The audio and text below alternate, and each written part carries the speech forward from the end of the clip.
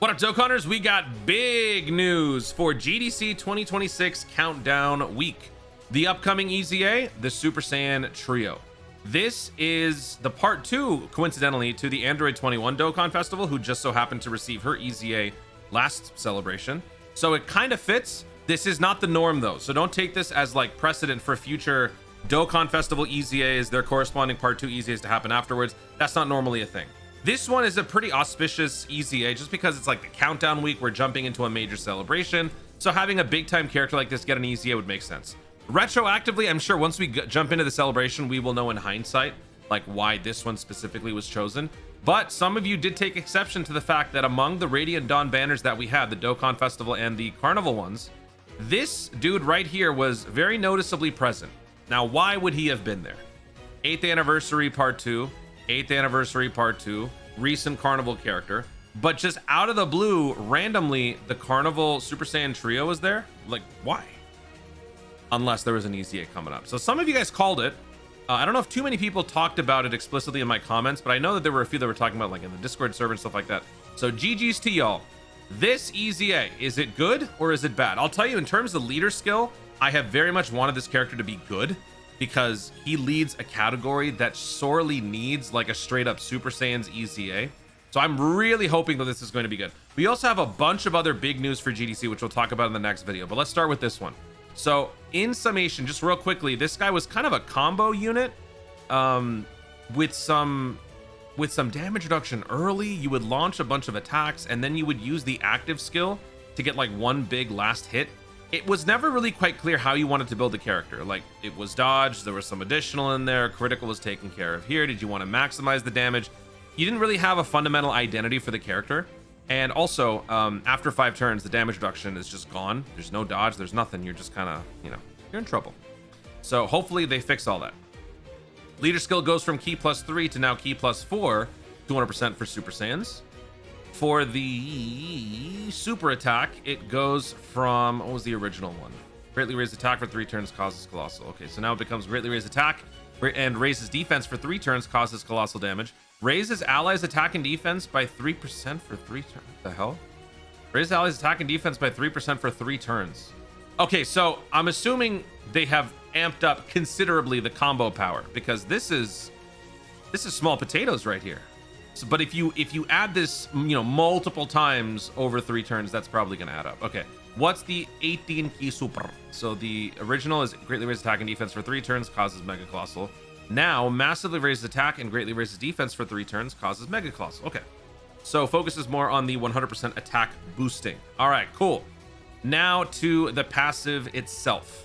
Okay, so let's compare. The initial condition gave us pseudo crit and damage reduction. So now activates entrance animation when there are another 2 or more Super Saiyans or movie hero allies on the team. It used to just, oh no, it was still that. Okay, Super Saiyans or movie hero allies on the team. Attacks effective against all types for 7 turns. Chance to crit and damage reduction plus 40% for 7 turns. So the damage reduction went up and the parameter went up. That's good.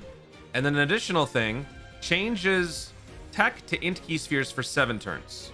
Okay, now for the basic effects. We didn't have much before. We had some orb friendly stuff. Key +3 attack and defense plus 250, 50% chance to dodge, receives an additional key +3 for int key spheres, receives an additional key +1 for type key spheres, int excluded. Okay, this is already a good sign. We've got some dodge in there. We needed it. Dodge and damage reduction now for 7 turns is nice. When attacking, attack plus 200%. When receiving an attack, defense plus 200%. Okay. When there's another Super Saiyans or movie heroes category ally attacking in the same turn, attack plus 200%. Randomly changes key spheres of a certain type, tech and int excluded, to int key spheres. Was kind of hoping for some damage reduction. Okay. By the way, don't think I didn't notice. Yeah, there's movie heroes, but there's Super Saiyan. Okay. There's no Super Saiyan in Saiyan Saga, but there is most certainly Super Saiyan action going on in Namek Saga, in Cell Saga, and in Buu Saga. Some of you guys actually kind of nailed it. Some of y'all kind of nailed it. We'll talk about that in the next video. Okay, so we have additional attack and we have some more orb changing. Okay, For every 3 key spheres obtained, launches an additional attack that has a 70% chance of becoming a super attack up to 3 times within the turn. So if you pick up 9 key spheres, by the way, not key. So it's going to be highly dependent on your orb changing in order to maximize this, but that too, it only goes up to 3. So 3 additional attacks, each of which has a 70% chance of becoming a super. Okay. And then chance to crit and damage reduction plus 11% up to 33. I'm not going to lie, I'm not too fond of this. I'm not too fond of how it looks on paper. Obviously, a showcase will differ. But, okay, let's just say, best case scenario, you got all this, right? So you're rocking for the first 7 turns.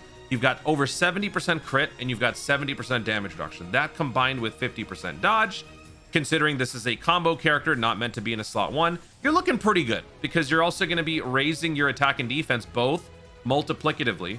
So you're going to be looking pretty steady with your defense and your tanking and all that stuff. The problem is when you get the short end of the RNG and you just don't do any of that. That's my issue with this one. But okay. Yeah, I mean, and then after 7 turns, like when you lose this, you're kind of just relying on this primarily. So as long as you've got a Super Saiyan present, that will make this easier, but you still are going to have to be a little bit, you're going to have to be a little bit careful. Okay.